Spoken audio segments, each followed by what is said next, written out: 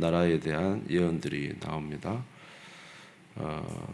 그래서 이제 그 나라들이 앞으로 어떻게 될 것이고 또 이제 거의 대부분 하나님께서 진노하셔서 이제 망할 것에 대해서 이제 이야기를 하셨습니다.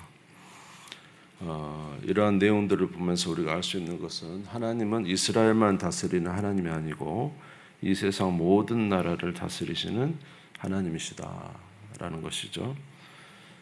그래서 이스라엘이 이제 그런 열강들을 의지할 것이 아니고 그 모든 세계 역사와 나라를 주관하시는 하나님을 의지해야 된다라는 것입니다. 강대국을 의지할 게 아니라는 거죠. 우리가 여기 이제 이사야 시대는 말씀드린 대로 히스기야의 아버지 아하스가 통치하던 그런 때를 이제 기준으로 이제 말씀을 전하는데 그 아하스가 북이스라엘과 아람이 연합해서 쳐들어오니까 굉장히 떨었습니다. 그리고는 이제 그 여기 이사야 선지자가 그들을 위해서 두려워하지 마십시오. 하나님이 함께 하실 것입니다. 라고 말을 했지만은 이 아하스는 하나님을 의지하기보다는 그래서 이제 뭐 친히 하나님이 징조를 주시겠다. 그래도 나는 징조를 받지 않겠습니다. 이렇게 이야기하죠.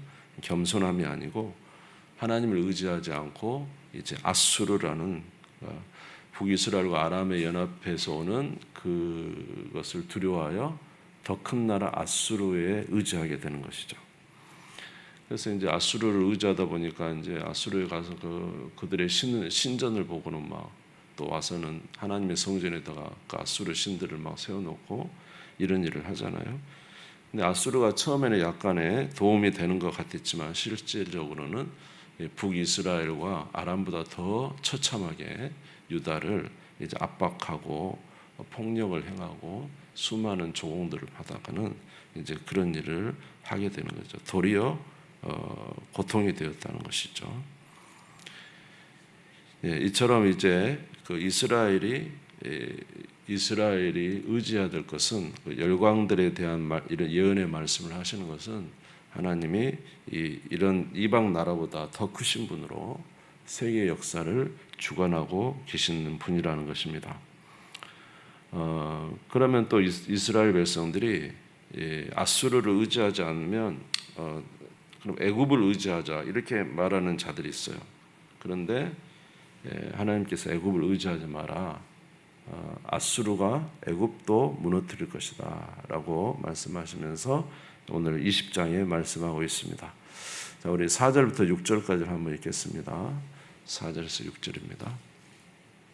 시작. 이와 같이 애굽의 포로와 구스에 사로잡힌 자가 아수르 왕에게 끌려갈 때에 젊은 자나 늙은 자가 다 벗은 몸과 벗은 발로 볼기까지 드러내어 애굽의 수치를 보이리니 그들이 바라던 구스에 자랑하던 애굽으로 말미암아 그들이 놀라고 부끄러워할 것이라. 그날에 이 해변 주민이 말하기를 우리가 믿던 나라 곧 우리가 아수르 왕에게서 벗어나기를 바라고 달려가서 도움을 구하던 나라가 이같이 되었은즉 우리가 어찌 능히 피하리오 하리라. 아멘. 이제 아수르와 또 반대로 그러면 그 아수르 반대편에 이제 북쪽이 아수르면 남쪽에 이제 남서쪽에 애굽이 있었잖아요. 큰 나라. 애굽을 의지하자 하는 사람이 또 있었다는 거예요. 그러니까 이제 이사야 선지자를 통해서 하나님이 이야기하시는 거예요. 애굽 의지하지 마라. 나중에 아수르가 애굽도 무너뜨릴 것이다. 이렇게 이제 말씀을 해주면서 애굽 의지하지 말 것에 대해서 말씀하고 있는 거죠. 사실은 이제 이스라엘도 참 그 주변의 큰 나라들을 통해서 굉장히 어려움이 있지만 우리나라도 마찬가지 아닙니까? 우리도 사방에 막 그 강대국들이 있죠. 우리는 세계 열강 속에 있습니다. 많은 사람들이 말하기를 우리는 어떤 나라를 의지해야 된다라고 말해요. 물론 우리가 경제적으로 통상적으로 우리가 그들과 교류하지 않을 수는 없는 거죠. 그러나 우리가 나라를 의지하면 안 된다. 누구를 의지해야 된다? 하나님을 의지하고 세계를 다스리는 하나님을 의지해야 되지. 우리가 어떤 나라를 맹신하고 그런 나라에 모든 것을 하는 것은 우리가 성경에서도 이스라엘에게 하신 말씀과 같습니다. 우리는 언제나 하나님을 의지해야 되고 하나님을 통해서 살아가는 자가 되어야 될 줄로 믿습니다. 마찬가지로 저와 여러분의 삶은 어떻습니까? 우리의 삶에 큰 어려움이 있죠. 때로는 우리는 사람을 의지하고 싶어요. 그 사람 의지하면 그 사람이 도와줄 것 같고, 때로는 사람이 아닌 어떤 다른 것을 의지하고 싶을 때가 많습니다.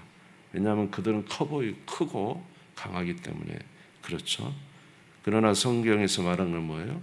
우리가 사람을 의지하거나 다른 어떤 것을 의지하는 것은 어리석은 것이라는 것입니다. 왜냐하면 그 모든 것을 주관하시는 분이 하나님이시라는 거죠. 사람도 주관하고 환경도 주관하고 물질도 주관하시는 분이 하나님이신데 하나님을 의지해야 되지, 그 모든 것을 의지하는 것은 어리석은 것이라는 것입니다.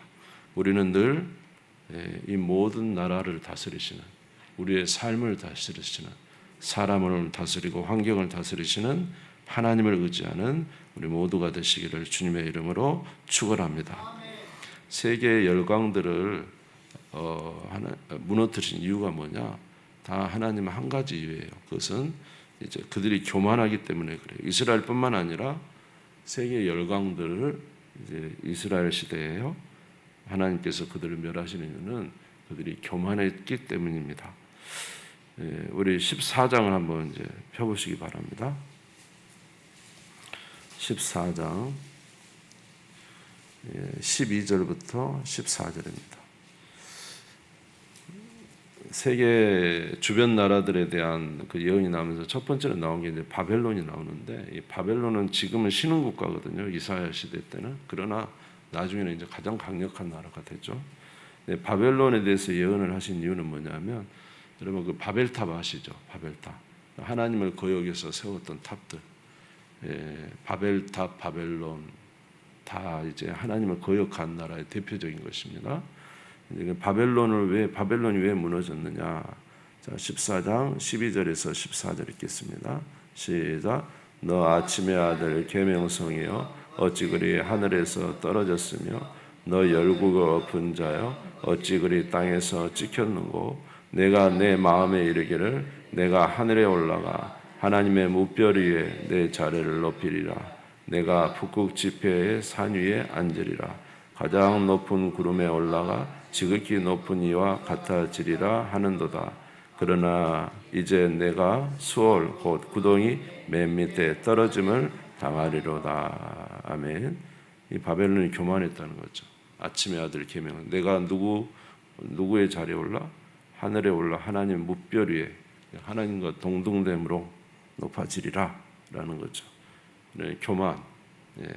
나라가 부강하면 교만해지는 거죠. 하나님이 그들을 이제 멸하시는 거죠. 우리가 잘 아는 사탄도 마귀도 원래는 하나님을 섬기는 찬양의 리더였죠. 그런데 그가 누구의 자리를 피리라? 하나님 위치에 올라가겠다는 교만이 있죠. 아담과 하와가 하나님으로부터 에덴에서 쫓겨난 이유가 뭡니까? 교만이죠. 하나님께서 먹지 말라는 선악과를 따먹고 내가 하나님과 동등됨을 취하겠다는 것이죠. 그런 순간 이제 하나님의 폐위를 당하는 모든 죄악의 근원과 같은 것이 교만입니다. 그래서 교만하지 않도록 항상 주 앞에 겸손한 우리 모두가 되시기를 주의 이름으로 축원합니다. 기도하겠습니다. 하나님 아버지, 세상 모든 나라를 다스리시고 역사를 주관하시는 하나님 아버지, 세계 열강 속에 있는 저희 나라도 이스라엘과 같은 위치입니다. 어떤 이들은 아수르를